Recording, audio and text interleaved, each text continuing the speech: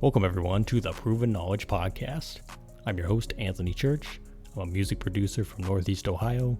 I began this weekly interview series to give you different perspectives on how to approach a career in the field from different artists, producers, engineers, and other great minds who share their stories on not only what's made them succeed, but also what has shaped them into the people that they are today.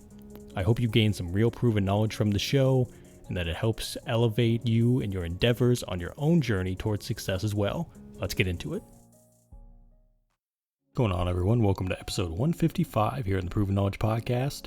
This is the Creator Series. Today I welcomed an artist out of Atlanta. His name is Mike Good.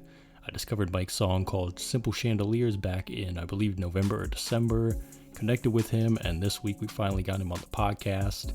Very cool discussion today. He talked about his influences coming up, primarily some of the bigger artists like Kendrick Lamar, J. Cole, and Drake, and how those people inspired him.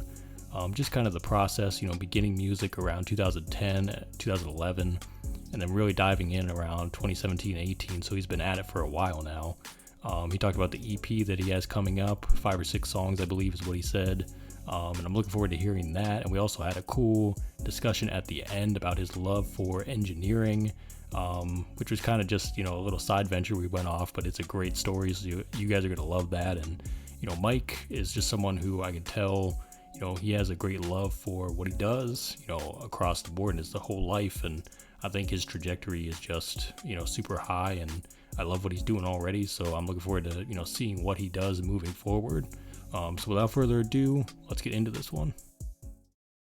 All right, so welcome everyone to episode 155 here on the Proven Knowledge Podcast. This is the Creator Series. Today I got an artist. I connected with him probably in the winter time, maybe December or something, and I had heard his song called Simple Chandeliers, and I'm glad to have this guy on the podcast this week. Everyone, please welcome Mike Good. How are you, man? I'm doing all right, man. Appreciate you for having me, Anthony. Yeah, no problem at all. And, to start off every episode, we kind of have the guest give some background. How did you get started in music? How long have you been doing it? Some basic information for those that might not be familiar with you and what you do. Awesome. Well, first off, I'm Mike Good. I'm from Atlanta, the east side of Atlanta. A part where they said, I'm already said, I thought you're not from Atlanta, but, that's what they say. Apparently, a lot of places not Atlanta, but so music. How I got into it, it kind of was more of like a love affair at first.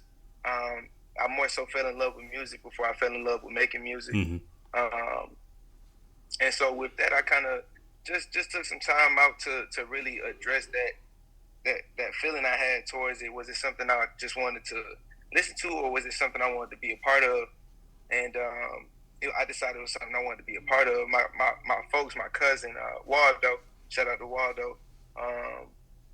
He actually was making music and had such a big influence into my approach to music, and just watching his love for creating music really drew my attention into it. And so I kind of it kind of helped me understand my own point of view and my own approach to music. And so now we've grown creating music together, and I kind of base my influences off the different artists we wound up listening to as we was kids. Mm-hmm. So how long, what year was that then? Has it been kind of like 10 years or so, or has it been less, or how long has it been? Oh, it's been longer than 10 years. That's my cousin. So, okay, let's say when I seriously started taking music serious, it was about 10, 11. Hmm. I was about 10 or 11 when I started writing music down. Mm-hmm. Now, was it music that I felt like I would ever use in the studio? Not necessarily, but from there it kind of progressed to music that I would show to my cousin. Yeah, because he would show me music, and so that really kind of sparked it. So that was about, you said what year? I give it about 2010, 2011. Mm-hmm. Yeah, so that's been, 13 years, or 12 or 13 years at this point. So, and it's good because, I always look at it as you kind of got to start somewhere too, you know what I mean? And I feel like, I don't think anybody would ever be as confident in their first, recordings and things like that. You kind of got to get to the point where you feel comfortable enough with your artistry and you feel like you found a voice too to be able to like release and put things out there. When do you think it was when you finally felt that you did find your voice a little bit, or do you still think you're in that process currently of trying to find your sound and things like that? So when did I get comfortable enough to start, making this music and putting it in, hearing my voice back on the track? Like you said, it takes confidence. I say I built up that confidence to a real good standing at probably about 2017, maybe even 16, I would say, because by then I had already written music and had been singing it to my people. So it was more so that I was looking for a studio to put it in by then. Mm-hmm. As far as my sound, I had been, even during that period of time, I had been looking for my sound. And to say that I found my sound completely right now would I don't think that would suffice. Mm-hmm. But I have found something that I love to do with my voice that I found that people really find attractive in my music, and so I do like to play with that sound that I've created a relationship with those people with, and also using like experimental type of sounds. I look for more ways to incorporate that into my music. So to say that I've completely found my sound wouldn't suffice just yet, but I do have something right now that I'm working with that I believe that people can really create a relationship with. Yeah. And it's good to see the progress too, I think. Even like you said, looking back to 2010, 2011, from where you were then to where you were in 2017 and then where you are now, it's like you can see the progress, you know what I mean? And I think that's how you know you're moving in the right direction too. And I think it just continues to evolve, because I don't think anybody ever gets to the point where they're just satisfied and they're like, I'm not going to, move forward with the sound from here. It's like even the bigger artists, they're still, evolving and doing new things and trying things out. So it's good to hear kind of for you as well. It's just you're continuing to experiment and just do new things. And I can't wait to hear the new stuff, man. And we're going to get into that in a bit. I did want to backtrack though to, you mentioned, some of your influences growing up and probably even now, like who are some of the artists that you're still listening to, on the daily? Is it Atlanta rappers? Is it people from outside? Is it, different genres? Like who's in the rotation for you, back then and now? Back then, I gotta give it up to Kendrick Lamar. Just the conscious rap sphere that was kind of what shaped my thought process as a kid. It made me feel like I could grow up quicker than I was at that moment. It made me feel empowered, you know what I'm saying? And so just listening to the way that Kendrick Lamar would put words together, and J. Cole in that same era, Born Sinner back in the day, that was the album that I was listening to on repeat every day. Back in that same time, Good Kid, Mad City, and Section 80 was the ones that I had on track spinning back and forth. So, and of course Drake, and throughout his time of growth and his trajectory, always had a interesting, like the music that he put out. It created I think it formulated a brand new sound in general, not just for me and my people, but like for sound and music in general. Like watching Drake skyrocket, so looking at him as an influence. And obviously I just named the big three that everybody suggests, but and I can take it deeper. People like Party Next Door, which I feel like never really got the shine that he should, but he's going crazy. I feel like he's underrated. But people like Party Next Door and Miguel, and just listening to the different sounds, because I am an R&B artist. You mentioned we of course we talking about Simple Chandeliers, but Simple Chandeliers was the second song that I put out, but it was the first song that I put out under my good. Before I had donned the title of My Good, I was actually just going by Michael, and we talk about finding my sound, and when that happened, I feel like it also correlated around the time that I found my name, and so yeah, the influences and the music that I'm listening to right now, like I said, I'm trying to get into stretching myself. So yeah, it is a little bit of Atlanta rap, and I'm from Atlanta, but that's not natural to me. Mm-hmm. I was shielded from that in a lot of ways, and so the lifestyle that they sing about and rap about, I can't always relate to that because I wasn't always in that area and growing up in that type of position because of the blessed parents that I had, and so yeah, I think it was just a couple of different influences. Even Kodak Black, people don't take his music serious. He said they think he's illiterate, but you know, I love listening to music like that that's unconventional. And XXXTentacion, although I felt abrasive to his music and to what he stood for. His music was so compelling to me. Mm-hmm. So I feel like I took a lot of influence in people like Tame Impala, but just a whole. I feel like it was a wide range of people that really shaped the way that I approach music. Yeah, and that's awesome because I even feel when you start making music, your palette is broadened. Really, like the things you listen to is a lot more than when you like beforehand, like when you're a fan. Because that was the same for me too, and I remember. My friend's uncle, he was the one that told us, you know, when we got into music, he said, if you want to really go far, you kind of got to listen to different genres and different things and just take influence and kind of make your own thing. And I always thought about that. I'm like, he's kind of right. So I still to this day just go in on different genres, even things I don't listen to every day. You know, I'm just taking from different people and just taking in different sounds and all kinds of things. And it's crazy you mentioned Born Sinner because I was just thinking about that album the other day. Because it's going to be 10 years old coming up in June, that album. And that was the album that got me onto Cole as well. Because I remembered people were talking about him, like Friday Night Lights and everything. And even, what's his first album? The Sideline Story. And people were talking about that album and stuff. And I never really like paid attention to Born Sinner. And then I was like in driving school at that time. I was like a sophomore in high school, and I remember listening to that album and like you said about Kendrick too, because that was kind of it was still like the mixtape era, you know what I mean, like the blog era, exactly. Where we had a lot of, even Drake came out of that time, where a lot of artists, coming right out of that time. Yeah, a lot of artists they were putting out, you know, free mixtapes and things like that, and getting a lot of notoriety, and then it's crazy because all those artists are still prevalent today. Because they've been able to, you know, have sustainability and just change their route. And now they're some of the biggest artists in the world. And it's just cool to kind of look back at that time. I don't know how old you were at that time, but that was like my middle school going into high school years when I was just taking all that stuff in, just becoming like a fan of hip hop and everything. And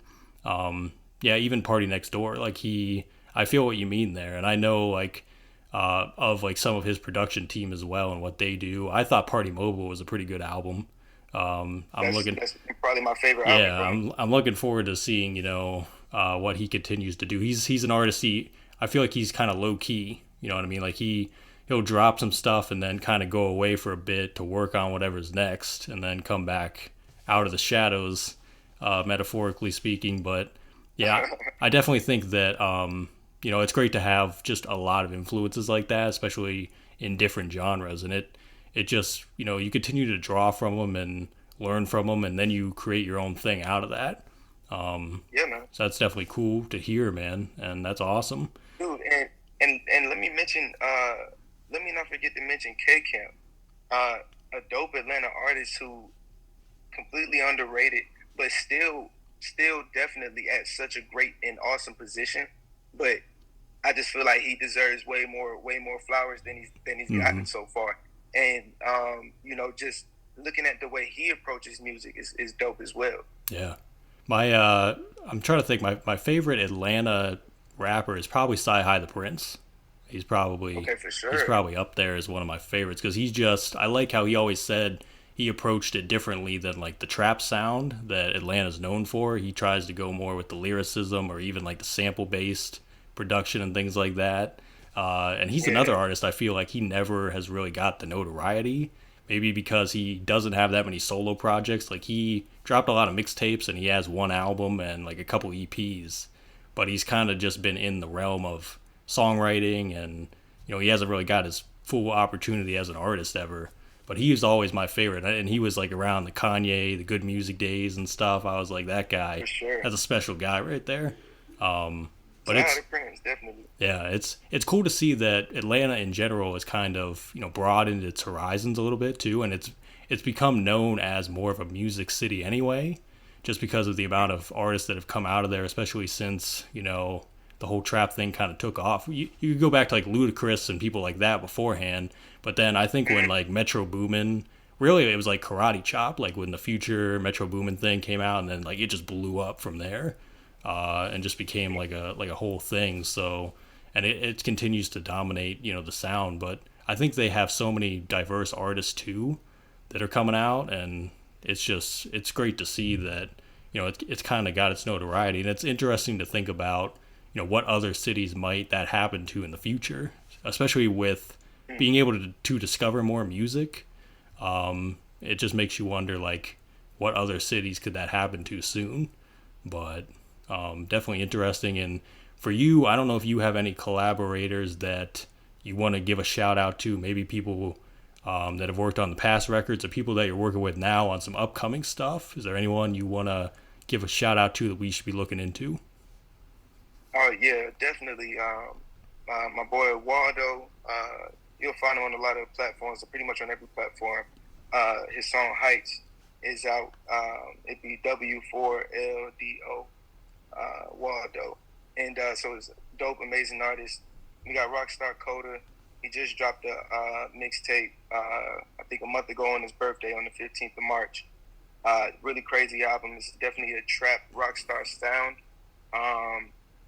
And it's very enjoyable. And he's grown up in Atlanta, so you can hear it in his voice.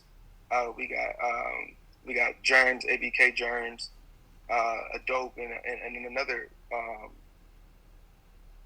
Sometimes it's an R&B, sometimes it's almost not a screamo, but it has like this punk rock type of we're switching up the vibe type of feel. So ABK Germs is a dope artist. We also got Wavy Coon. These are all types of artists that I've been consistently working with over the years. Mm-hmm.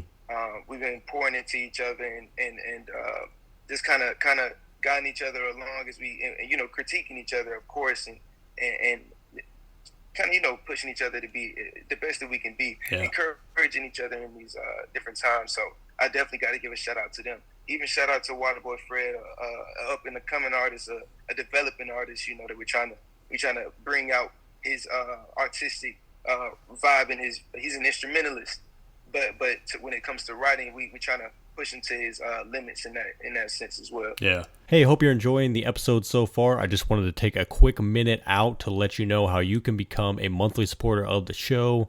So if you click on the show description in your podcast platform, you'll see the words support this podcast toward the bottom, and you can follow that link to sign up. You have the options of donating $1, $5, or $10 a month, and that'll be used towards making the show a better experience for you as the listener. That means new and exciting guests, giveaways, and a lot more that we can continue to provide for you. So feel free to click that link and check it out, or visit anchor.fm/provenknowledge/support to contribute today. And for now, let's get back into the episode. And it's good to have those like-minded people too, to really learn from and grow with, like you said, and just kind of help each other out. And constructive criticism, man, that's so important. Like, that cannot be overlooked, to have that. And that definitely helps everybody, I think, kind of take the next step. You know what I mean? Like, because you can do so much on your own, but it's just better when you have people there. You know what I mean? You got a team and you got people there, and so that's great to hear. And I'll definitely have to check out some of those guys, because I'm always looking for new artists. I'm also always looking for people that they're not afraid to kind of break the rules. They're genre blending, and they're doing all kinds of cool stuff. So I'll have to look into them for sure. Outside of go ahead. I'm sorry, one more shout out. I got to shout him out quick. We got Cho's, and we also got this really dope artist, Reno Basquiat. Reno Basquiat is an amazing artist. Y'all got to check him out. My favorite tape of his is 1 a.m. on Melrose. Dope mixtape. Amazing, but go ahead. Nice, man. I'll have to check him out. I feel like I've heard that name before. I don't know why. Maybe someone Maybe someone posted about him or something. I don't know, but I'll definitely have to look into him, man, as well as Yes, sir. everybody else. So outside of music, what do you think are some hobbies, daily activities that you like to do to kind of free your mind and kind of recharge the batteries too, and give yourself inspiration to get back into the grind of making music?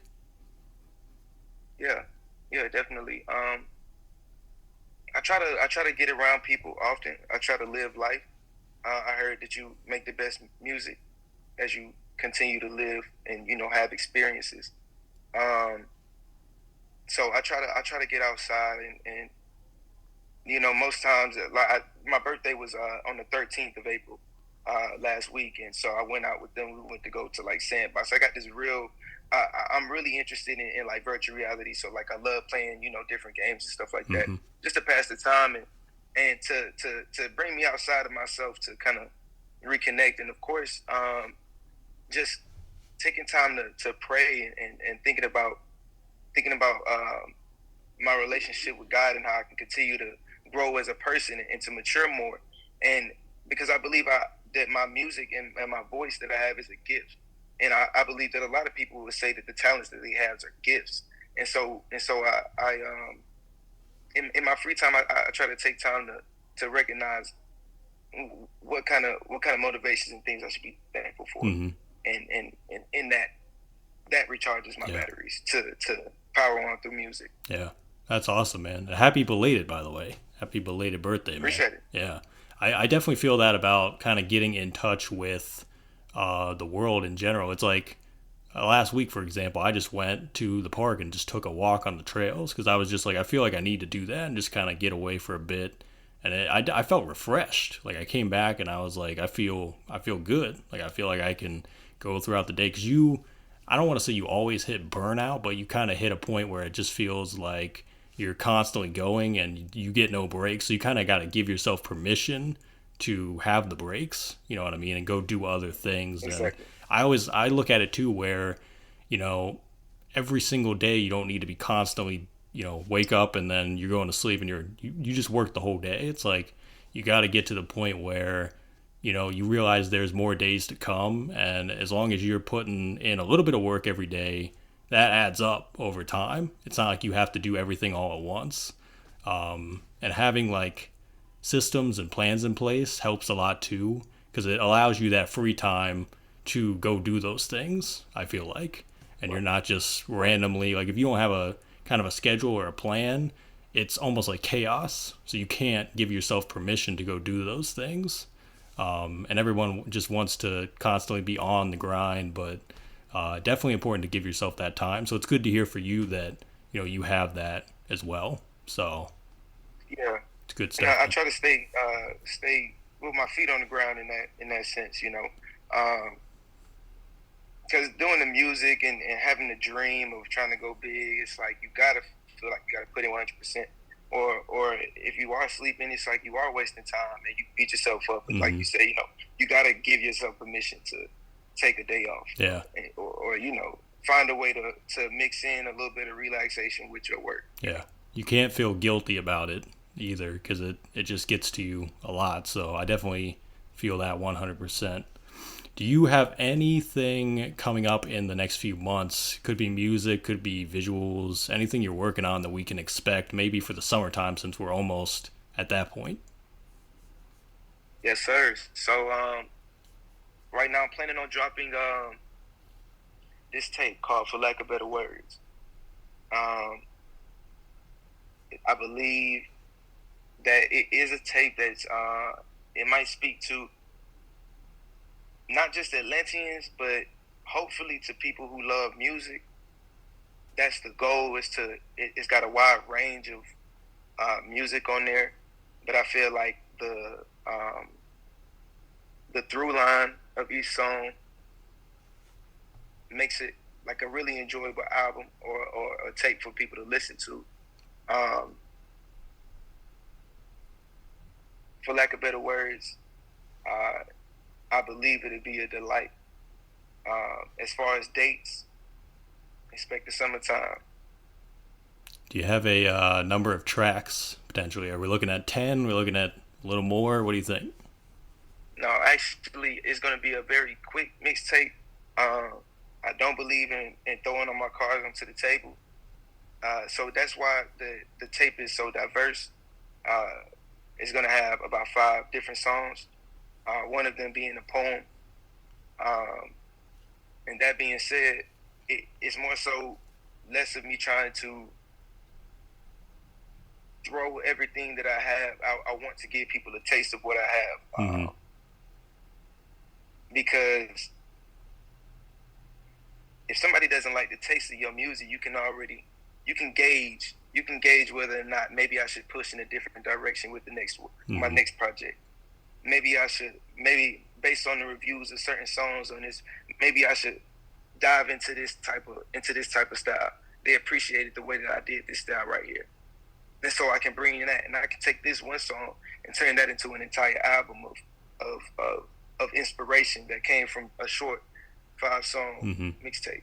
Yeah, I like that. I like the strategy there. I like how you think, man. So, an early congrats. I don't know if that's your first official project, but it sounds like it's gonna be great, man. So definitely looking forward to hearing it. Sir.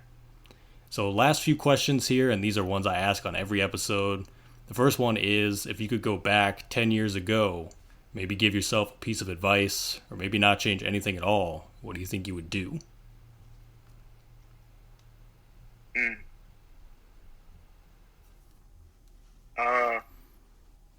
Let's say the butterfly effect doesn't apply in this situation, and things won't be so jacked up. But I say I go back and I tell myself, dive into engineering. I'm an engineer right now, but I mean dive into it. Go into it with a better mindset. Don't let it seem like it's holding you back. And I would tell him to dive into your music and don't make it feel like it's holding you back. I don't think I knew about the engineering thing. How's that been going for you? I don't think I knew that, actually.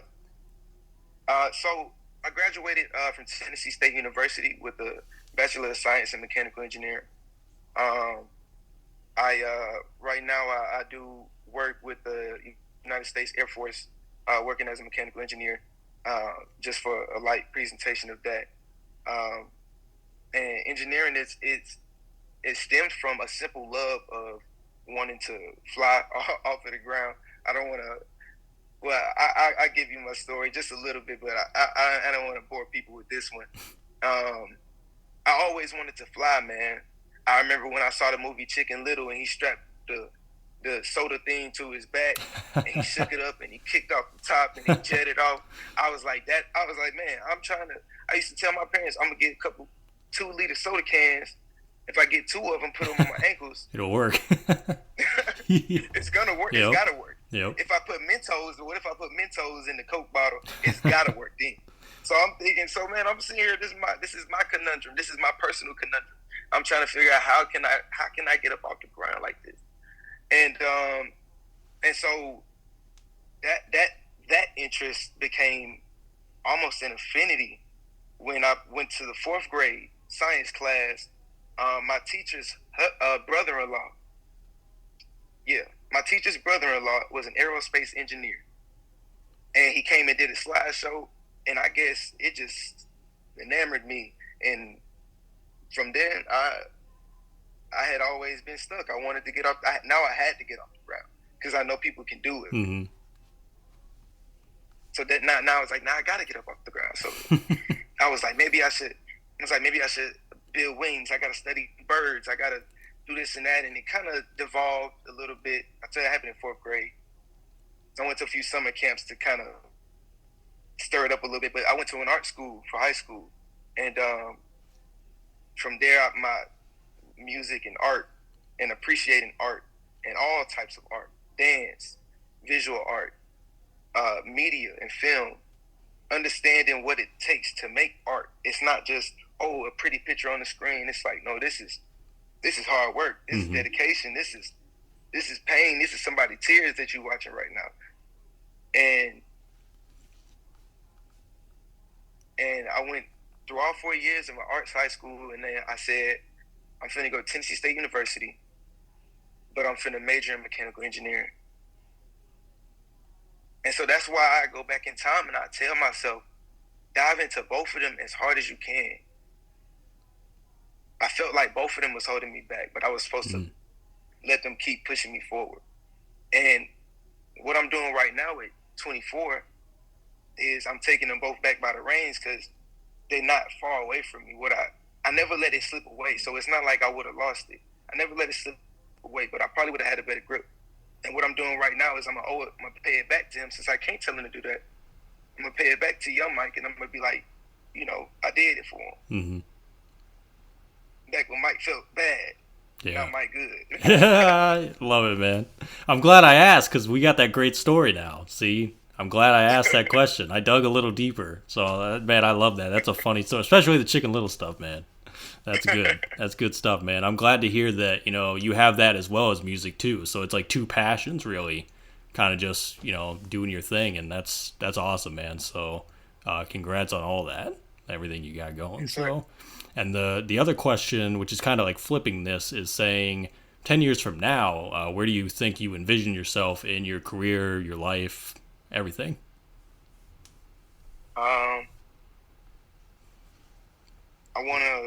I want to see myself in a community of people surrounding me that love me and appreciate me, not just for what I can do, but for who I am and my temperament and everything about me, and care about what I have going on and how I feel. In 10 years, I want to see myself surrounded and connected. I'm 24 now. In 10 years, I want to be with somebody I love. And in 10 years, I want to have said that it's still going strong. I'm still an engineer, and I'm still making music at 34 in 10 years. That's what I want to say. That's what I want to see. Yeah. Just continuing to progress and evolve, basically. See it all kind of come to fruition. So that's great, man. Do you have any final words of wisdom today for the listeners? Final words of wisdom. Words of wisdom usually come to me when people ask, but I'm going to give this one because it's at the top of my head. So my grandma used to tell my dad, and this my dad used to tell me, is that a fool would take his coat and the wise man would leave his at home. And what that means is everybody's so smart, everybody checks the weather. And so the wise man who's so informed will go outside and not take his jacket. But the fool, he'll take his jacket just in case. And when the rain comes down and he has something to put over his head, the fool don't look so stupid no more. Mm-hmm. That's probably one of the better words of wisdom I think we've had, honestly. That's a thought-provoking one.